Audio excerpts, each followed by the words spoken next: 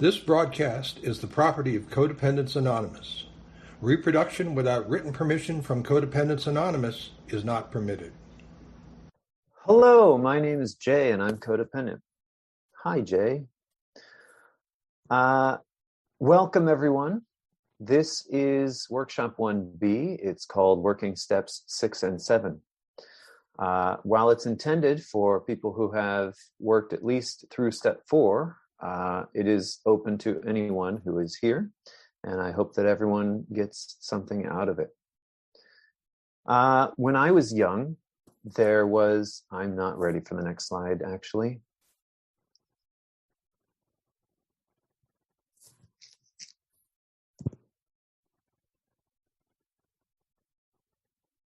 Can we go backward?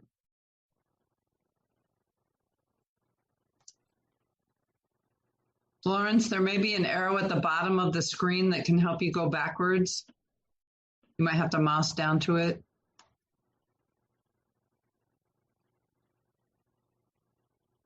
Okay. There we go. Thank you very much. When I was young, we had storybooks that came with records or audio cassettes, and the recording would make a bing sound and say, turn the page. So for this presentation, I will go bing and say, next slide, please. And that will help all of us listening to a recording, as well as my presentation assistant, for which I'm very grateful. I'm very grateful for all the service being done to make this event happen. So once again, I'm JW. I'm codependent. Bing, next slide.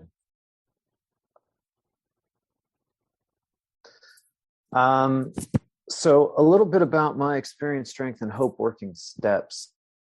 When I came to this program, I attended meetings for a while, and I kept hearing about these steps. They kept reading about all the list of the steps every week, but it took me a couple of months to finally ask, now, what are these steps exactly? What are they supposed to do? And someone suggested that I, join a step study or get a sponsor or talk to some people with experience. So I went with the step study option and started announcing that at the end of meetings. And soon there was a group of mostly newcomers, and we put together a step study. And we were very excited because there was about 12, 13 of us. But by the time we got to the end of step 3, we were down to about 4. And by the time we were at step 5, we were down to 3. And by the end of step 5, we were down to 2. And so suddenly I found myself with a co-sponsor. Though I had read my step 5 to a sponsor, I was very uncomfortable with the idea of another human being knowing that much stuff about me. It suddenly became even harder to pick up the phone and call that human being. But thanks to that step study, I was able to make it through the steps, and I was quite thrilled. And then later on, I had a little bit of an interpersonal crisis, and it was suggested to me that I work the 3 steps in 30 days tool, which was very useful. I had called the person that I called to sponsor me to listen to the answers and give feedback, and calling a person every day was really, really useful. The step 4 questions did not exist at that time, so I just kind of stopped. I then worked steps 1 to 7 with a sponsor, but then my life was changed at an ICC when I saw a workshop called Sponsoring Using Codependence Anonymous. And the Blue Book of Codependence Anonymous presents a fantastic recipe for working the steps. I had worked with a few sponsees, but they tended to disappear around step 2 or 3. But when I started sponsoring out of the Blue Book, sponsees seemed to stick around, not all the time, but certainly a higher percentage. And I don't know why that is, but a guess that I have is that it's no longer me saying something is a good idea. It's the experience, strength, and hope of many codependents who have worked this path before. And maybe there's also something to it's written down and published, therefore some authority or something. I don't try to think too hard about that. This work that I'm going to present today is based on a multiple program step and tradition work. I did that with a CoDA sponsor and with a sponsor in another program and a special worker. And I got a lot out of doing that. I was working through the CoDA book as well as the big book in the other program. And it was very interesting to see how different books present what's going on in each step. And I learned a lot. And then very recently this summer, I did a very targeted relationship inventory, and that was very exciting. And through all of these, steps 6 and 7 have been very different each time. So I just want to emphasize at the beginning that what I'm presenting today is a way. It is not the way. So thank you. Bing, next slide. I like listening to recordings of speakers, and I earlier in my program had trouble finding recordings of CoDA speakers. So I went looking for other program speakers to see if I could get anything out of it. Luckily, there's a lot more recording, especially in the last year and a half, 2 years. So while I sometimes have difficulty finding things to be grateful for a pandemic for, that is certainly one of the things. But one speaker from another program started off a pitch by saying, if I don't do this, I will die. And it was such a powerful way to start a pitch. And it was a substance program. And a lot of people think about the substance programs and say, oh yeah, this can definitely lead to death. But I was thinking about that from a codependency standpoint and realized that I can die of codependency quite easily. You know, there's a lot of indirect causality, or at least correlation. Codependents can and do commit suicide. Codependents stay in abusive relationships and can be killed. Codependents get into vehicles with people under the influence because they don't want to rock the boat, and those people can get into fatal accidents. But the thing that really came up for me was the realization that working the program of Codependence Anonymous gave me my life back. I had been living unconsciously. I had been living like a zombie, and a zombie is undead. But I had been unalive. And CoDA gives me my life back. And if I stop working this program, I have seen that I very easily slip back into being unalive. And so it's really important for me to remember that that if I don't do this, I very easily can die. And I was thinking about my life and realized that when I was being brought up in my childhood, throughout my adolescence, even into my adulthood, I was living in a forest fire of insanity. My culture from my current perspective, does a lot of not sane things. The people around me do a lot of non-sane things. And I was raised in this culture. I was raised by these people. And metaphorically speaking, I had lived my life on fire. And Codependence Anonymous, doing the steps, the 12 steps, and also living my life according to the 12 traditions, has given me a way to put myself out, to stop being on fire, which is an interesting thing to do. Also,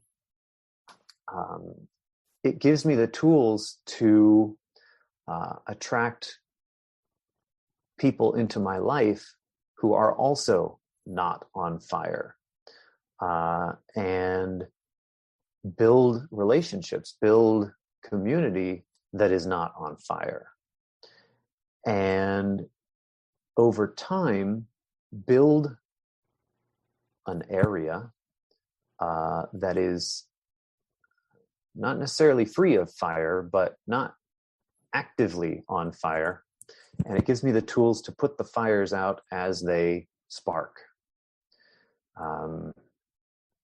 I recognize that this metaphor might be a little bit more pressing to Californians, as I am, than it might be to other people.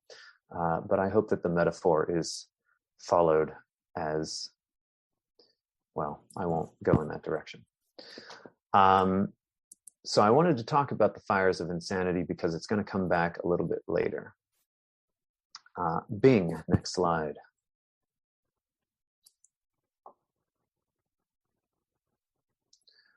All right. So whenever I think about what I want, what area I want to grow in, what area of my life I want to put the fire out in, it's important for me to ask, where am I now? And so the assumption of this workshop is that we've done step 4.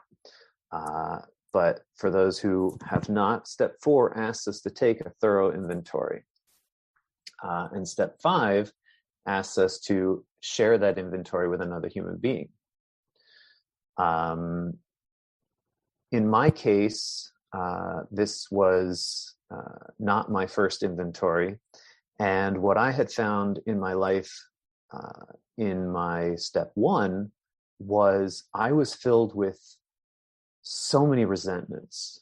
The CoDA Big Book actually doesn't mention the word resentment that often, but it does come up in other 12-step literature a lot. And because I saw so much resentment in my life, as well as because of the childhood work that I was doing at the time, I was doing work on childhood physical abuse, childhood sexual abuse, childhood neglect, all these things. I had a lot of resentment coming up because I was doing this really difficult work to get out from under those experiences, while the people, the entities, the organizations that I felt had done these things to me didn't have to do that hard work. And I was just filled with so much resentment. So I made a detailed list according to the suggestions made by the book, and I read it to another human being. In this case, it was my sponsor and my other sponsor and my special worker. Please forgive me for using the possessive there, but that's the traditional English way of phrasing that. The process revealed a pattern of behaviors and beliefs that I've held on to a long time. I recognized my part in holding on to those resentments, and that is the benefit of doing step 6, and then being able to let go of that.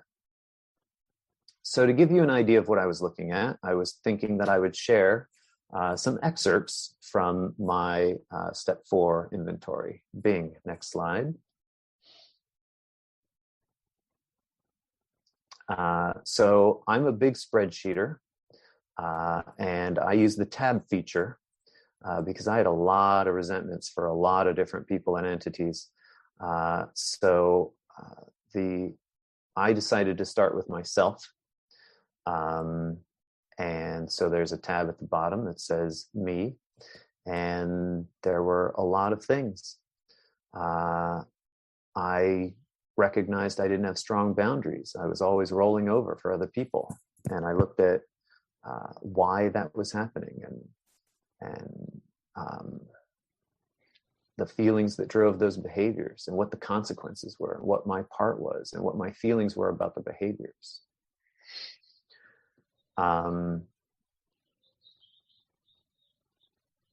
So if you're listening to the recording, you can, of course, pause and read the whole thing. I'm going to move on with a Bing. Next slide. Also, I'll mention that someone is unmuted. I also had a lot of resentments toward God. I realized that, it's difficult to go through the world believing in a higher power that I believe would allow me to be molested, beaten, abused. And I had to, later on in the steps during my amends, change my attitude and belief about how my higher power works. I had resentments that my higher power would allow a bird to fly into my car's radiator and die. I felt a lot of guilt for that, et cetera, and so on. Bing, next slide.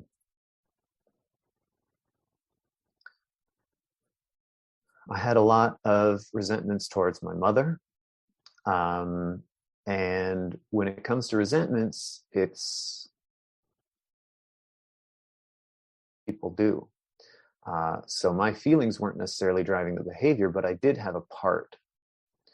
I learned not to stand up for myself from watching my mother not stand up for herself. But I also recognize that I can change my situation. And actually, if I really look, my mom did do things. They were just things that I didn't have the capacity or vocabulary to understand that that's what it was until much later in life. Bing, next slide.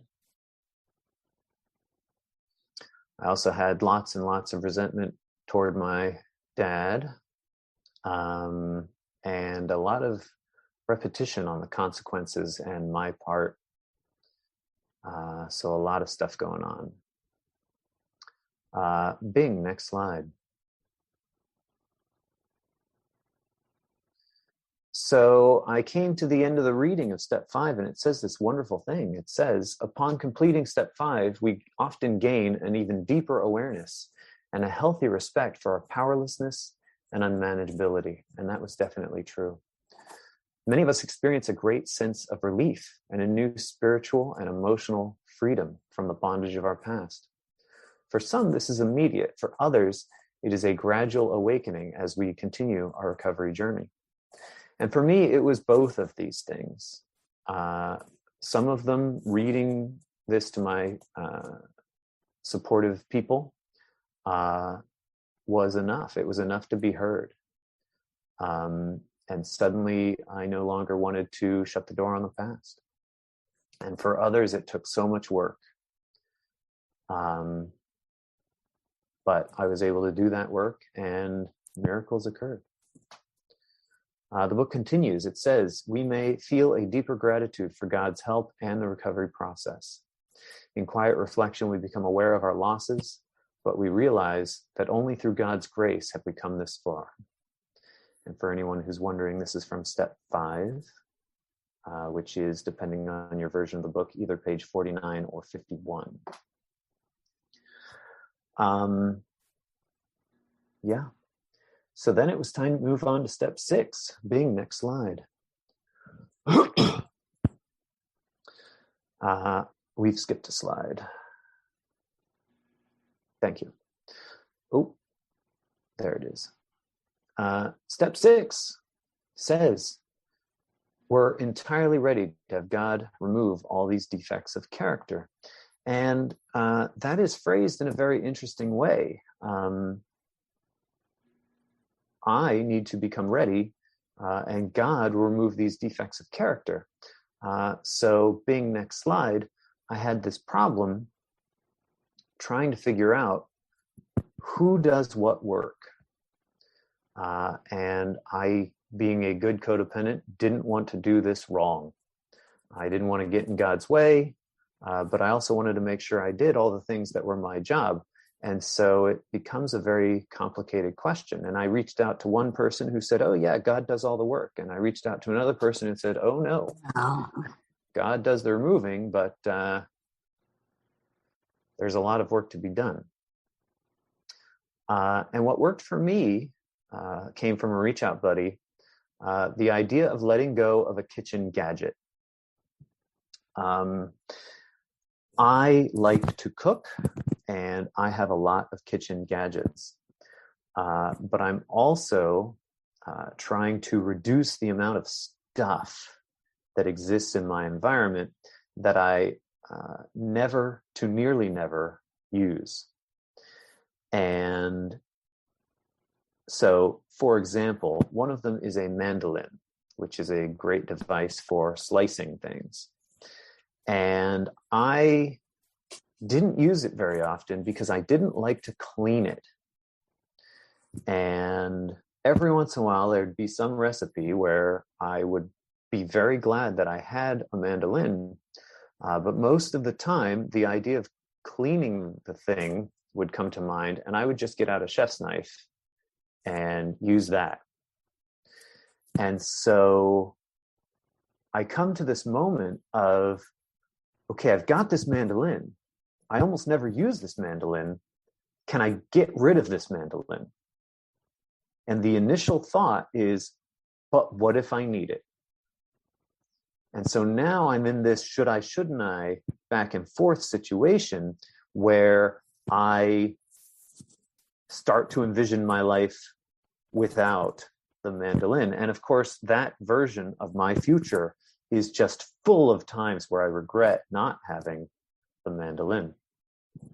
And for me, this is an excellent example of, okay, if I stop using this tool, what am I going to replace it?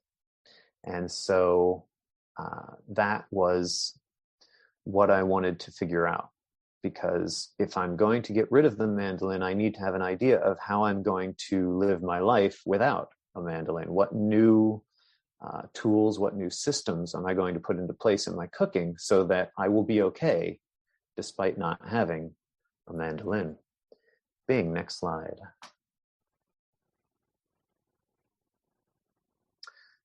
Luckily, this question is answered for me by the book. Does God do all the work? Does God not do the work? There's another paragraph at the end of step 5, and it says, we're not ignorant anymore of who we are and what we've done. Enlightenment always brings responsibility. We must continue to strive to change our codependent thoughts and behaviors with our higher power's help. Thank goodness for the book. Bing, next slide. So I reached out to my sponsor and I said, okay, step 6. What do I do?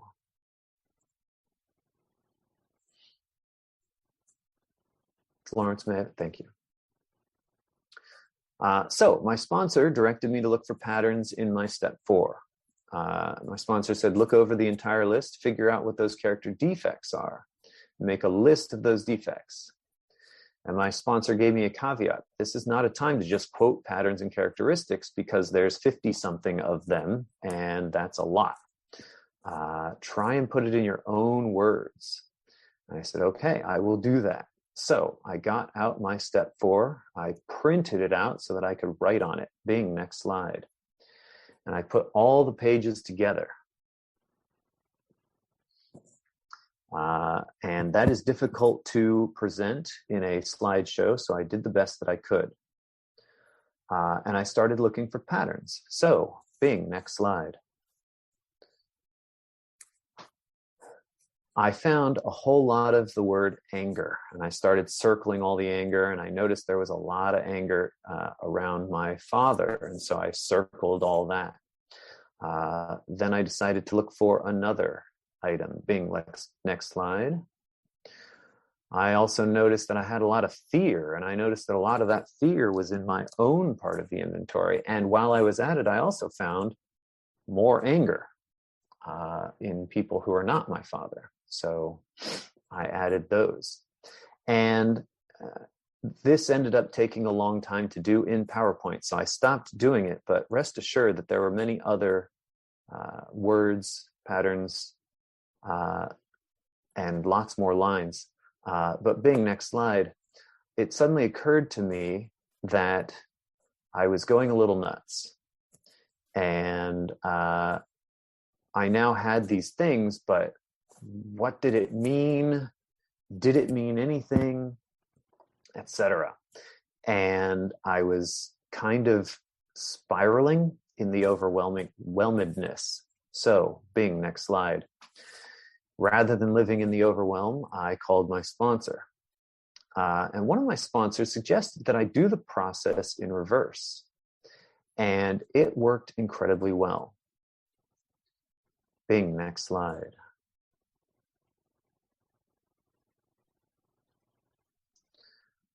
So my sponsor suggested that I go find a list, go on the internet. And the great thing about the 12 steps is there are lots and lots of people out there trying to make the perfect list of characteristics, the perfect list of negative character traits, defects of character, character defects, personal failings, all sorts of different ways of phrasing it. And if I think real hard about how that might be phrased, I can run searches on the internet, and I can even look at image searches on the internet and find a list that will work for me. I didn't pick one to put on the slideshow because everybody is going to be different and they're going to be drawn to a different list. And so I found a list that I liked. It was very detailed. It was, I think, 3 pages long with 2 columns at 12-point font, single-spaced. It was alphabetized. And I just went through, I printed it out, and I circled all the things. And I ended up with maybe 35, maybe 40 words. And I called my sponsor and I said, okay, I have 35, 40 words. Let me read them to you. And my sponsor said, now wait a minute. Before you do that, I'd like you to check to see if you have synonyms. Check to see if any of these are related. And also see if any of them are in hierarchy, like one causes another, that sort of thing. So I made a document, and let's Bing, next slide. The document looked very much like this. I realized that my defects were, I'm avoidant. I'm avoidant of sex. I'm avoidant of intimacy. I'm very avoidant of conflict. And I realized that my lying and dishonesty, and luckily my 4th step inventory showed this very easily, that I was lying. I was being dishonest to avoid conflict. And so that was a subcategory of avoidant. I would get distant or evasive, which later, after more reflection, I realized was technically a way of lying. And I was defensive because I didn't want to get into a conflict.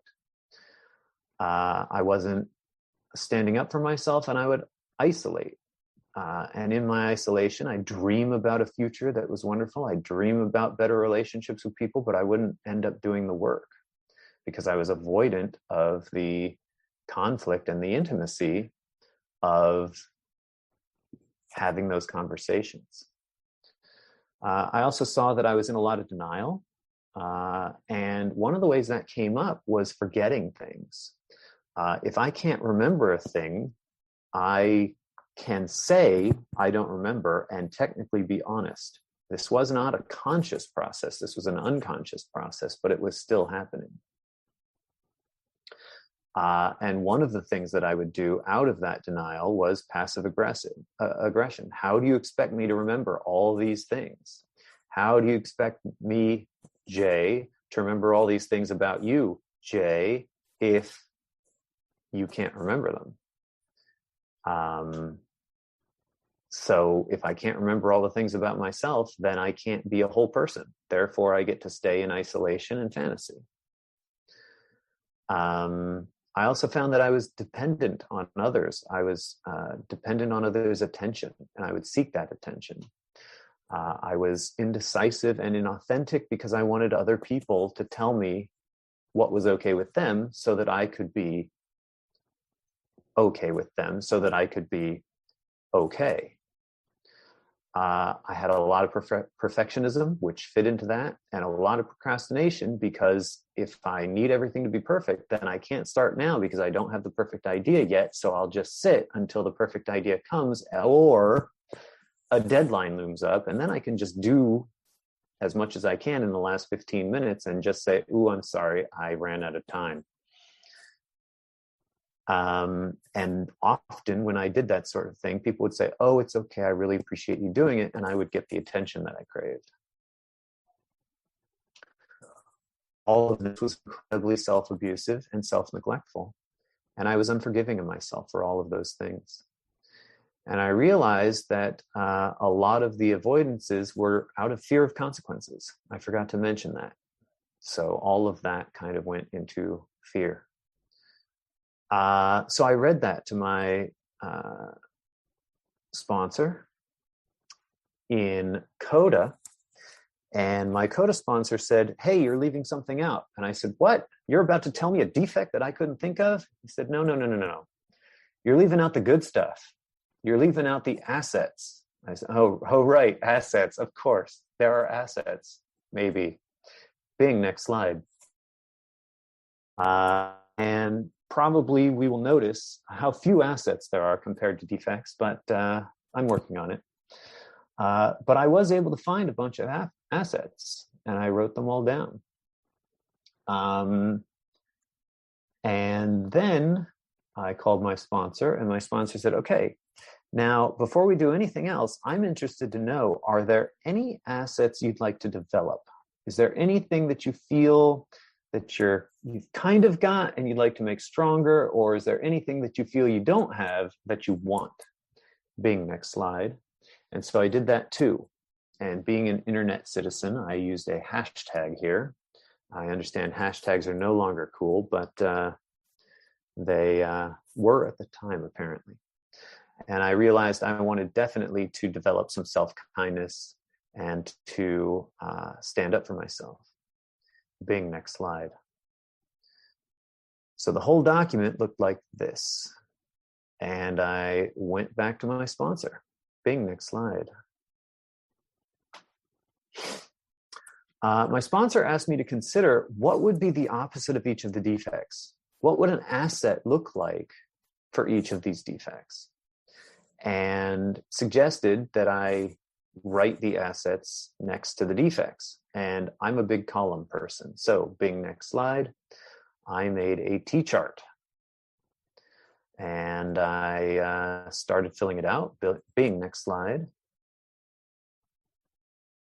And I decided, you'll notice that this is in a different order than it was before, but everything is there. The opposite of denial and forgetting is accepting reality, being present, being calm. The opposite of passive aggression is straightforward honesty. The opposite of being self-abusive and self-neglectful would be self-loving, self-protecting, self-nurturing. The opposite of being unforgiving would be forgiving, both of myself and of other people. The opposite of being avoidant would be courage and faith, both in my own ability. Oh my gosh, we're moving ahead. Let's back up and back up again. Beautiful, thank you. Both faith in my own abilities and faith that my higher power will take care of me, etc., and so on. I don't know how valuable reading all of this out loud will be. But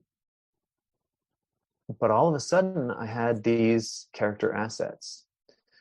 And I knew what a new tool could look like if I was going to give away these old tools. Bing, next slide. So my sponsor asked me about these assets. Okay, so you've got this whole column. It's got all these great assets. Which of these do you have no experience with? Which of these assets do you want to cultivate? There's something you kind of have, but you don't use. Or maybe there's one that you kind of know how to do, but you don't really know, or you want to know more. So for each asset, what are you looking for?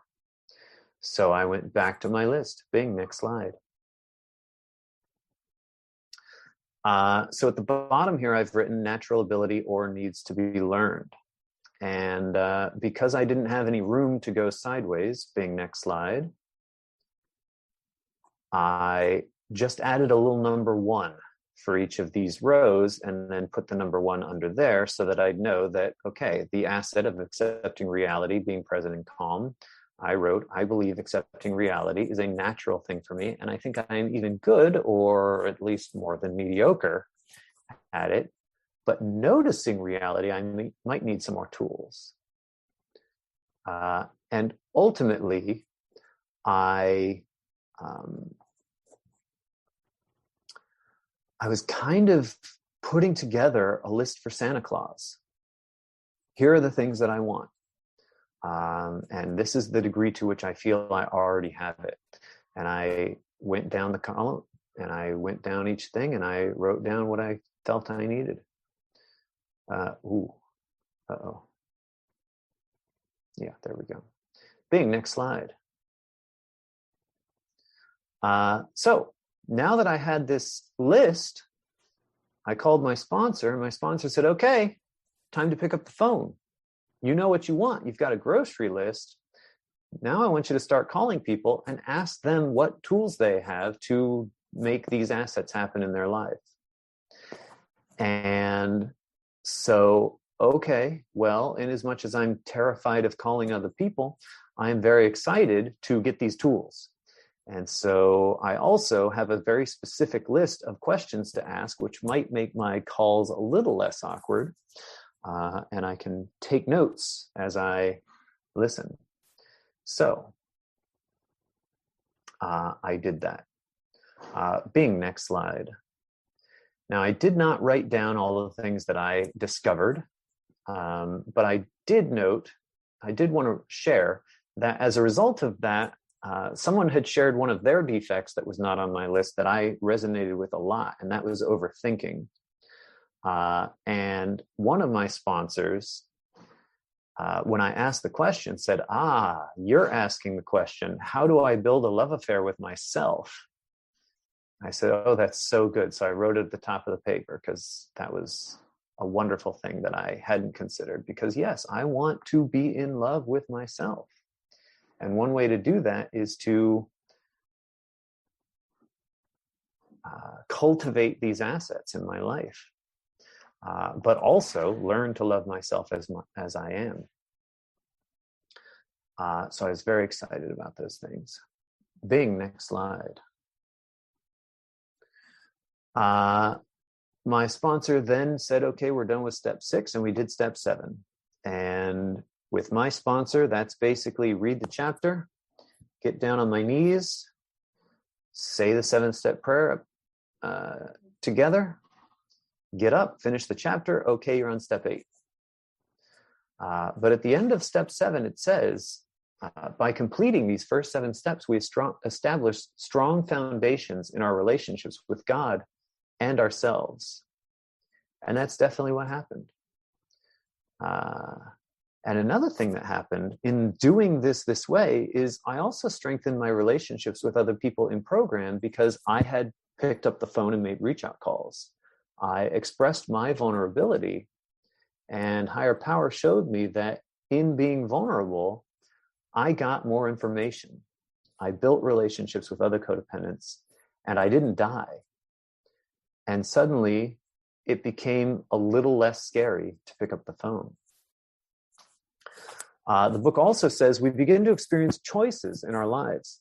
And I love that word. because the word choices reminds me of the CoDA pamphlet called Making Choices. And making choices is ultimately a giant list of affirmations. How interesting that the pamphlet Making Choices is really just a giant list of affirmations. Bing, next slide. I realized that my developing assets list was an opportunity to write down my own personal affirmations. It was an opportunity to take the opposite behaviors, the asset goals, and make them affirmations. I decided to put them in the present tense. I made them I statements, or sometimes in this moment I am statements. And I wrote them down even if they seemed impossible. And then I wrote them and said them. I allowed higher power to work miracles in my life. And once I've written them, I got feedback from my sponsor. My sponsor said, hey, what a great idea. And so I wanted to share how that might go. So Bing, next slide. So one of the assets I had to be developed was accepting reality, being present, being calm with straightforward honesty. And there were so many different ways to phrase those affirmations. One would be, I accept reality, just very straightforward. It might be, in this moment, acceptance is the answer to all my problems today, etc., in case I happen to have a prayer that applies memorized. One is, I approach others with straightforward honesty. I am responsible for my truth. Others' reactions are not about me. Or in this moment, I remain present and calm as I speak my truth in a straightforward way. So I'm taking the words from that asset and I'm making them things that are true. And as I did this work, it was very important journaling for me. But I realized that on a day-to-day basis, the way these assets come up, the way I might phrase it might be different. So let's next slide. I'm sorry, Bing, next slide. There's a lot of fun things that we can do with these affirmations. What I did the most was at the end of my meetings, I would open my journal to the page where I had printed out my chart with my affirmations on it. With my assets on it. And I would look them over. And at the end of the meeting, which of these do I most want to build today? And I would say that affirmation in a way that felt true in that moment. So a little bit of improvisation. One thing that I did for a little while, I didn't make a permanent habit of it, but I did do it for a little while. Every morning I read the whole list out loud as a way of setting intention for the day. One thing that I did years later was I recorded myself reading the list out. And then I put the recording on my device and listened to it like a speaker tape as I would drive to wherever I was going, or in my case, take the bus to wherever I was going. Some of the assets proved to be a little bit more difficult for myself. So I wrote them on sticky notes. I put one on the bathroom mirror. I put one on the fridge. And one thing that didn't occur to me until rather recently was the idea of journaling about victories. Hey, I've been trying to improve in this area. I've been trying to develop this asset. Today, I didn't do it perfectly, but I did notice that I behaved this way that was different from the old way. And I can be proud of myself for having done that. And this is kind of like a step 10. When journaling, if we notice old behaviors have come up, we can write them down and ask for them to be removed again, or put them in a God box. And I got that from, as I was preparing for this, from one of my sponsees. And I liked it so much, I decided here would be the place to share it. So, Bing, next slide. Toward the beginning of this workshop, I talked about the fires of insanity. And I'd like to affirm that when I'm trying to put out a fire, it's important for me to know what kind of a fire it is. Most fires I know that I can put out with water. But some fires are grease fires, and if I put water on it, I'm actually going to spread the fire. It's going to get a lot worse. So identifying the type of fire helps me figure out how to put it out. With a grease fire, I can use a lid to smother the fire. I can use baking soda to smother the fire, but water is going to make it worse. And so in the same way as I'm developing these assets, if I know what the defect is, I know what the way to put that defect out is. And I've got these affirmations that can really help me affirm to myself that it is a thing I'm able and equipped to do. And so that helps me put out the fires that I can identify.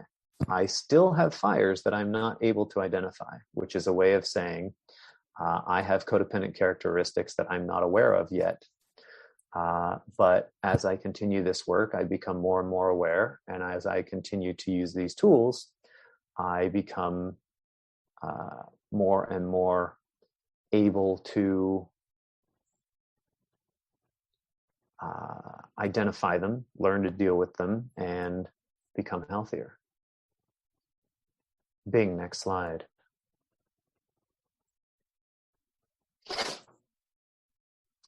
Towards the end of step 7, paragraph 7, the book gives us a technique for putting out the fires as they emerge. As I mentioned at the beginning, sometimes old fires will reignite in my life. And this is a time where my old codependent characteristics come up. And so the book says this is what we do. We ask God to remove our shortcomings as they happen and seek additional help when necessary. For me, that means immediately, as I notice this codependent characteristic coming up and my attempt to use the old codependent characteristics to solve the problem, I can stop, say the step 7 prayer, and I can ask for help when necessary. And that help can come from my reach out friends. It can come from my sponsors. It can come from my special workers. And the book continues, it says, we must try to be consistent in our readiness and our willingness. So by being ready, that means I know what this characteristic is. I know how it has harmed me in the past. And I also know that I have a new asset that I'm trying to develop. And my willingness is I'm going to use that asset. The book continues. In doing so, our maturing, healthier selves will continue to emerge. And that is a fantastic promise because when I first started this, I wasn't sure that that would be true. But as I did it more and more, it was reaffirmed to me that it is in fact true. And so as I choose to use these assets, I keep not dying. They keep working and my life keeps getting better. Bing, next slide.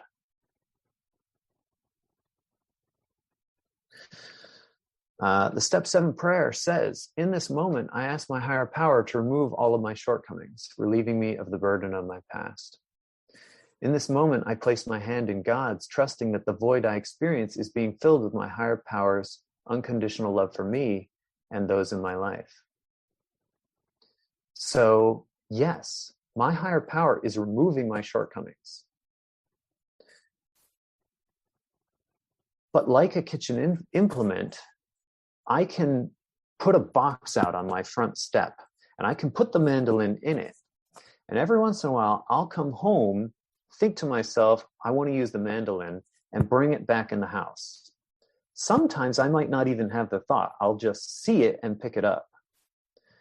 And in the same way, every once in a while, I will feel a need to use those old codependent characteristics. And instead of beating myself up, I get to notice, oops, I brought the mandolin back in the house. I have new tools that aren't the mandolin, and it's okay. And then I can put the mandolin back in the box on the front porch. And eventually, the mandolin disappears from the box. Or I stop ever wanting to pick the mandolin up. or whatever. So that is how my higher power is removing my shortcomings. That is how my higher power is relieving me from the burden of my past. In this moment, this is an affirmation. I place my hand in God's. I allow God to guide my hand. And I trust that the void I experience as a result of not being able to reach for that old codependent characteristic that's kept me safe for so long, I'm going to be okay not using it. Instead, that void is being filled with my higher power's unconditional love for me as I use these new assets. And my higher power will take care of those things that I am powerless over, which is the other people in my life. Bing, next slide.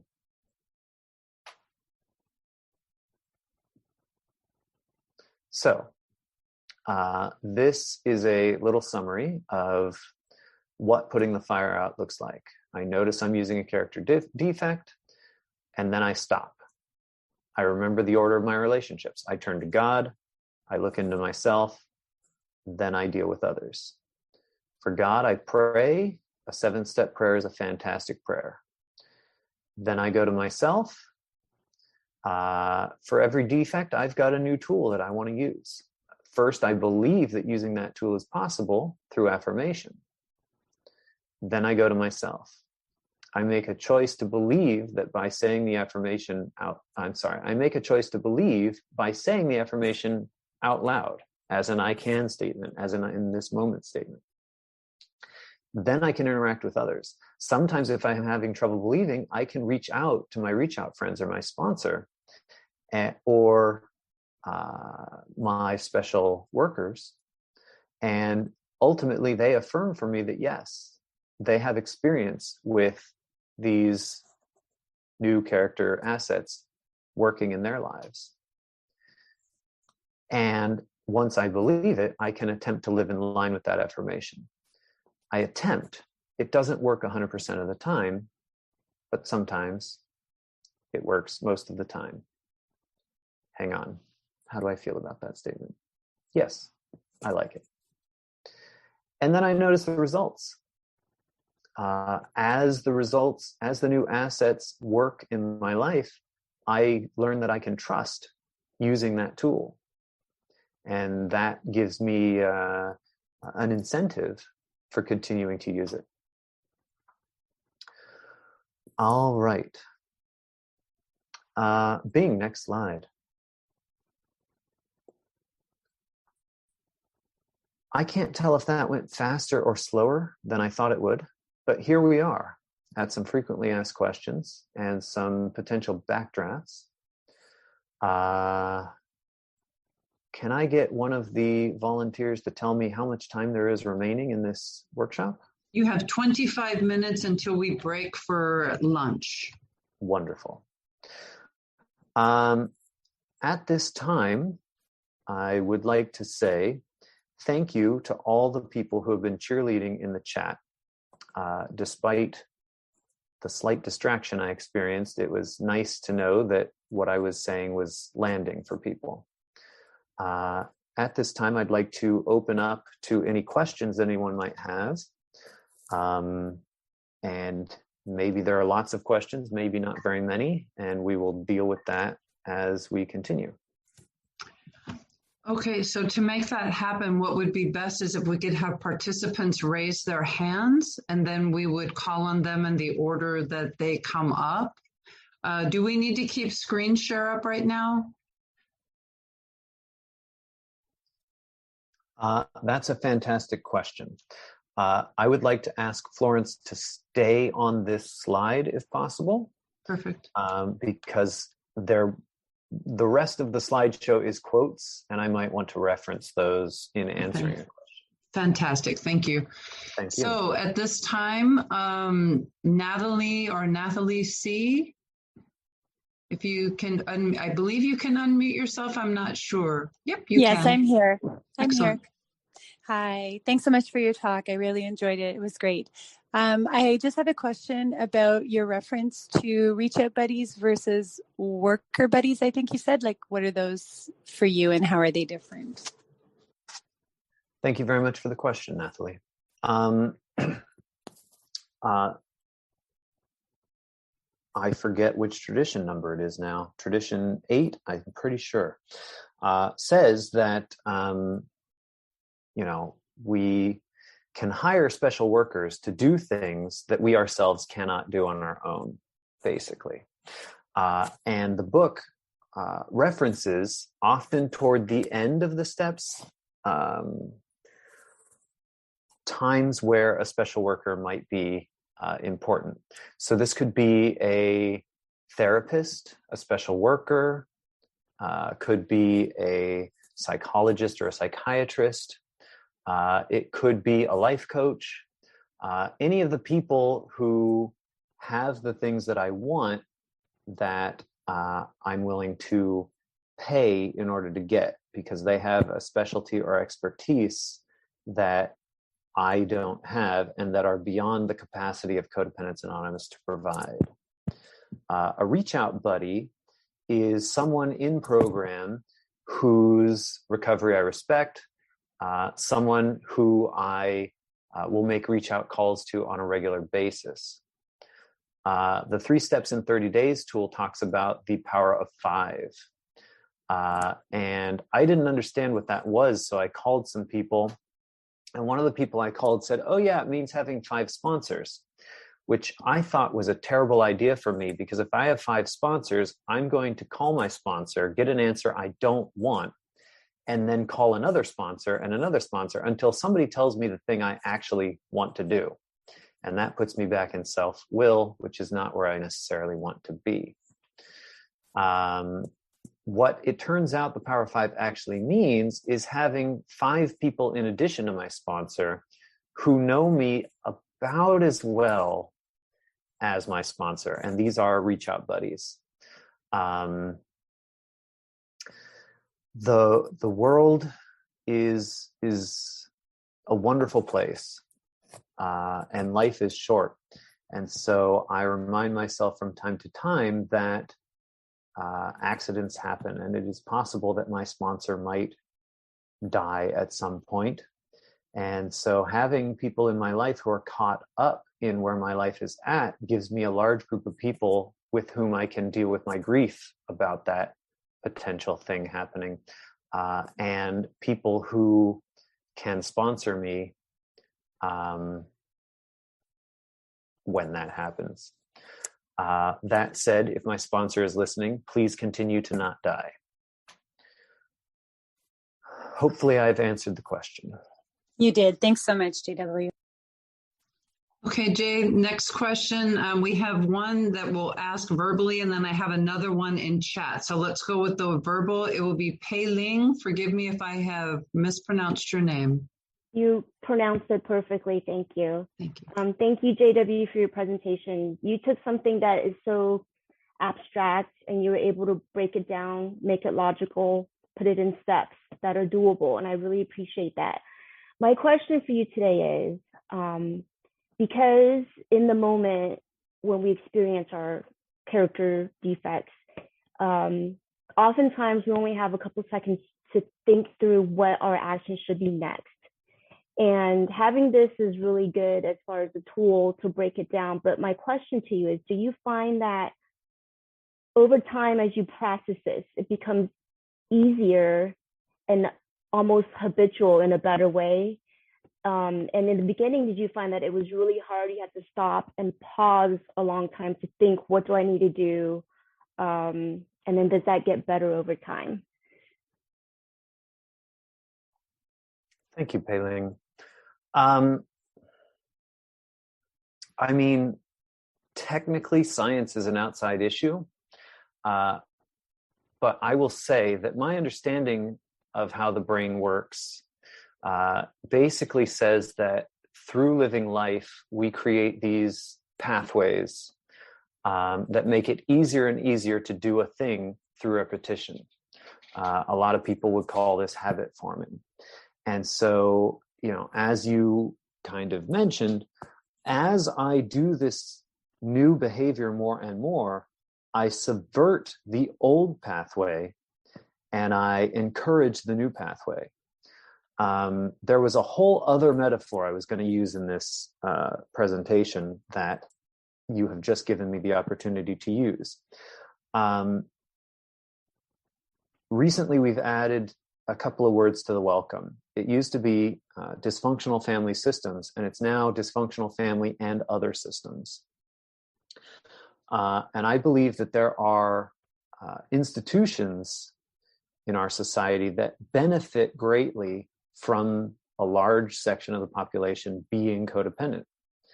And so those behaviors are encouraged. And because of that, there is a thing that I think of in my head as the codependency superhighway. These are the behaviors that if you do them, you will be rewarded by society for. I will be rewarded by my parents. I will be rewarded by my teachers. I will be rewarded by my bosses. And it's things like doing things without being asked, doing additional work without expecting compensation, that sort of thing. And ultimately, I am responsible for the decision to not drive that superhighway anymore. It's smooth, it's paved, it's got nice walls that keep me from seeing the scary stuff off of the highway. But every once in a while, there's a little break and there's some trees, and I can walk off into the woods and start doing something new, and I can blaze a whole new trail for my life. And in that way, I can start a journey that makes my life better. And I can, through sponsorship, encourage other codependents to do the same for themselves. Because my path and their path might be similar, but they're not exactly the same. So yes, the first time, it's hard for me to remember to do the thing that I want to do because I'm driving on that superhighway so fast that I don't even see the opportunity to take a new path. But in my 10th step, I notice, ooh, I did that thing. Next time I'm going to, and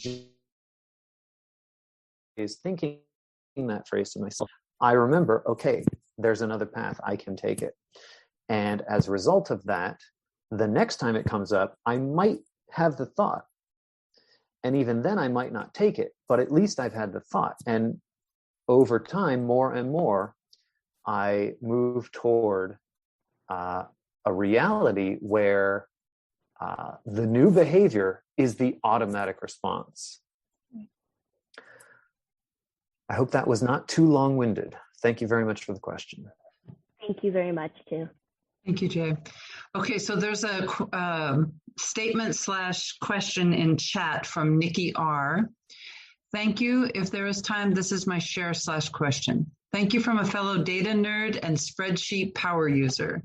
I also appreciated the analogy to fires. As a codependent, fairly early in recovery, I find myself procrastinating and avoiding this work. Do you have any tools that help you do this fearless, rigorously honest work? Thank you to that person for the question. I relate to that problem.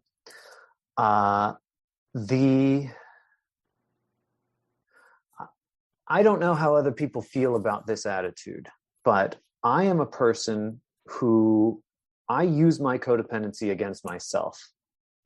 And the way I do that is I call my sponsor and I make a commitment to my sponsor that I'm going to call my sponsor every week. And my sponsor says, okay, but in my head, I now have the idea I must call my sponsor or my sponsor won't like me. And so now I'm calling my sponsor every week. I call my reach out friends. And if they're not available, I say to them, I will call you again tomorrow, or please call me back, depending on the severity.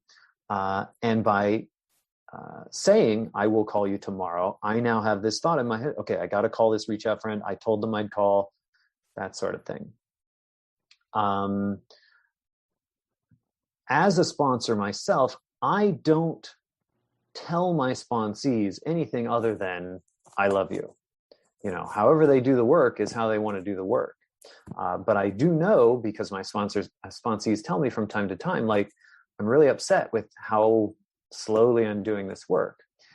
And I ask them, okay, would you like to put anything into practice? Would you like to make any requests? And some of the things that can be done is I can ask my sponsor, hey, I'm really avoiding this thing. What would really help me is me believing that you're going to be upset. And some sponsors will say, sorry, I can't provide that service to you. But some will say, okay, what would you like that to look like?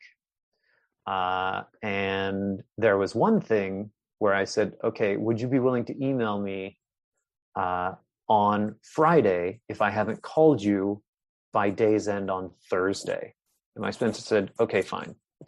And then I ended up calling on Tuesday just to make sure I wouldn't have to receive that email.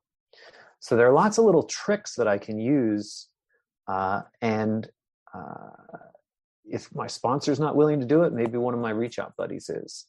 I have all sorts of recovery buddy titles, several recovery brothers, a recovery sister, a recovery they person, et cetera, and so on. And they, like fun games like that. Bookending is good. That's where I call somebody before a thing I'm stressed out about, and I tell them, here's the thing that's going to happen. Here's how I'm feeling about it. May I call you afterward and tell you how it went? And if the thing I'm anxious about goes terribly, I've got a person waiting to receive my call full of tears. And if it goes well, I've got a person waiting to receive my call about jumping up and down with excitement and joy. And the reason I mention that is because I have anxiety around calling people. So that helps me know that the other person is expecting me, and that takes away a lot of the anxiety. Okay, I feel like I'm in tangent territory. Let me come back to the actual question. The sponsoring thing, if I tell my sponsor I would like to focus on the steps, I can ask my sponsor to say, if I start talking about non-step stuff, I'd like you to ask me, is this how you'd like to spend our time? And that encourages my sponsor to use that phrase instead of allowing me to go off into tangent town. And if I do need to go into tangent town, ask me what step I'm on, and then tell me how what I'm talking about relates to the step I'm on as a redirection. And both of those tools have been very useful. I'm only seeing the first couple of words, but it looks to me that other information is coming in the chat, and I'm glad to see that. I hope I've answered the question. Thank you for it. Thank you, Jay. I've got 3 hands raised, and I do have people throwing out answers in chat to people who are asking questions in chat, so I'll try to monitor both. And we have about 10 minutes left before we take a break. So we'll go to the next question of our participants with raised hands, and that would be Beverly from San Diego. Hi, everyone. I'm Beverly, codependent, and thank you so much for your presentation. It was super helpful. I'm about to do my step 6, and I found that I've been very resistant to starting it, and I think part of it is like out of fear, and also just like fear of going into this like attack self mode, because I'm someone who struggles with self-worth. And so I was just wondering if you could speak on that a little bit, or if you found that doing this has helped you raise your self-worth in any way. Thank you. Thank you, Beverly. Could we please have slide 45, which says none of these tools are bad?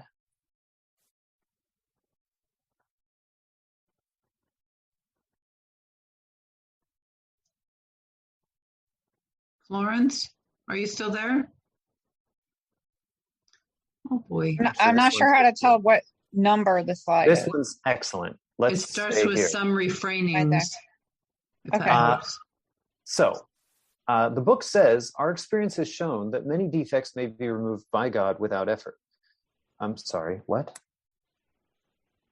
No, I'm sorry. The next slide.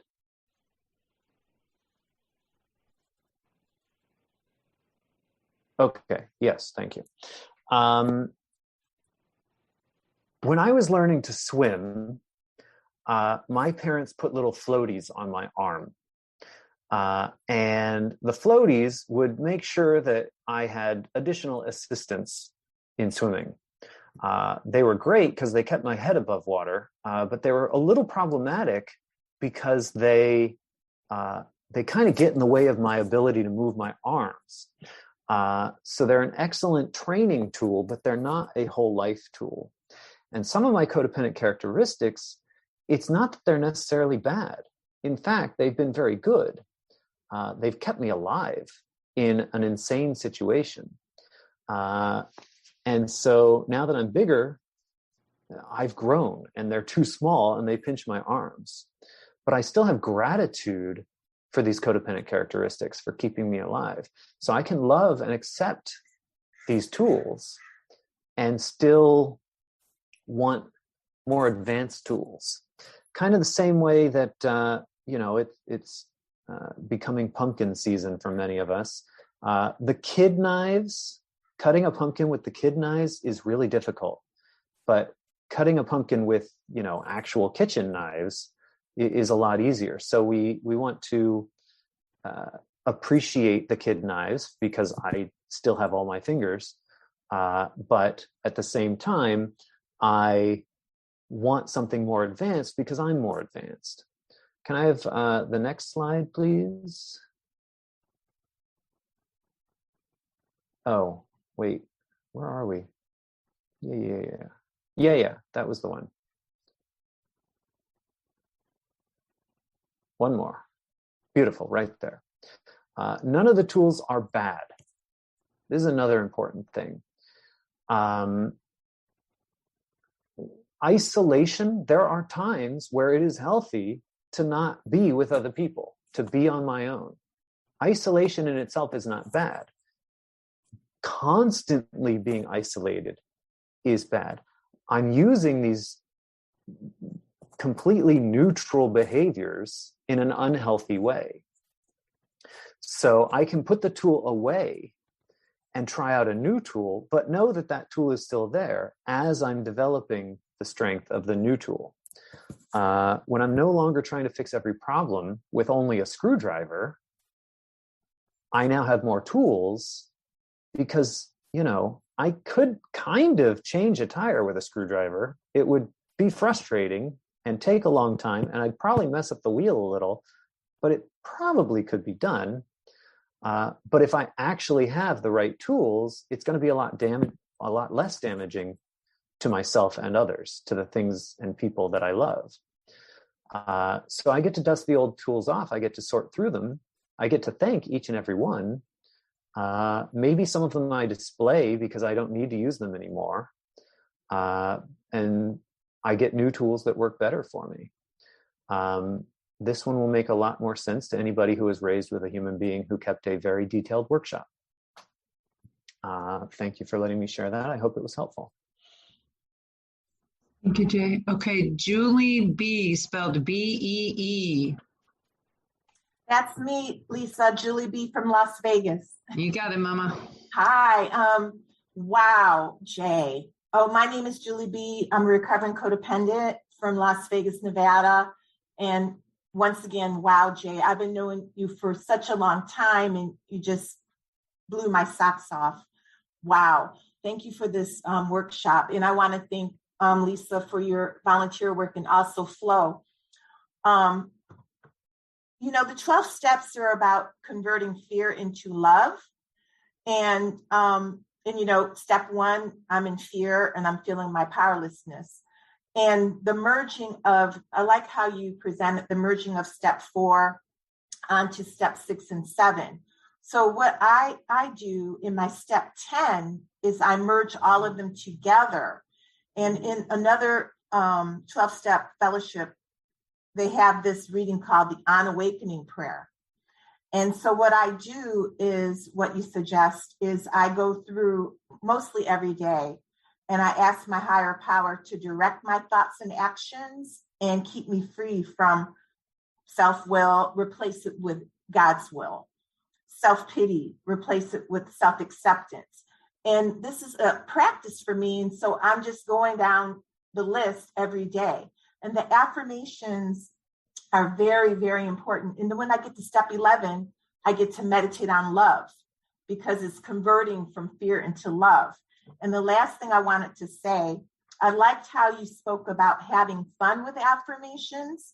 I'm helping to moderate a newcomers step study group, and we're working the 30 questions. So I made a suggestion to, after we share our question number 1, everybody creates their own affirmation. So when we get down to step question 30, we're going to have an affirmation booklet that we all created together. So that's where the love is. And so I write them all down for us. And before we close our step study, then I read them out loud, and it provides so much unity. So I just wanted to thank you for reminding me the direction and to go where the love is. Thank you, Jay. This is awesome. Thank you for sharing, Julie. Okay, last question, and we've got 2 minutes left, is Sandy S. Hi, everybody. I'm Sandy calling from Montreal, Canada. Thank you, everybody, for your service and such a wonderful presentation, Jay. I noticed that in your assets, you wrote down that being an activist is something you consider an asset, and I very much identify with that myself. So I was just wondering how your recovery from codependency has impacted your life as an activist.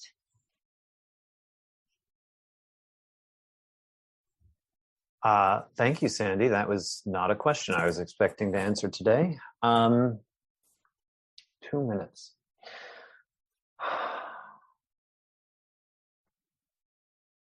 A lot of stuff there that would like to be different. And I can't change it all myself. What I understand about activism is that the more connections that I make, the more recovery work people do, the more it becomes clear that love is the thing that's going to make the world a better place. It's not necessarily whatever I've decided my activist goal is, unless my activist goal is more love. So it's actually given me a lot of permission to focus less on meetings and Discord chats and marches and that sort of thing, and more on sponsorship, on living the program in my day-to-day life as an example of how wonderful loving and being loved can be, as opposed to whatever else we've co-created in this world. My new belief is that higher power gives us choice. And so each of us individually is responsible for choosing love on a second-by-second basis. I hope that was not too preachy, but I appreciate the question. Thank you very much. Okay, if you have a closing remark, Jay, please go ahead, and then we'll stop the recording at that moment. I really, really appreciate Lisa, you fielding the questions, and Florence, you doing the PowerPoint. I came into this very nervous, as I often do, and I walk out of it filled with just so much gratitude for the opportunity to put these ideas down and organize them so that they can be perhaps useful to the codependent who still suffers. Yeah, thank you for this opportunity. And I hope that everyone gets other wonderful things from the other workshops. there's a question in chat about how to contact me, and I would like to stop the recording before we talk about Okay, that. I will do that now. Thank you, Jay. Thank you, everyone.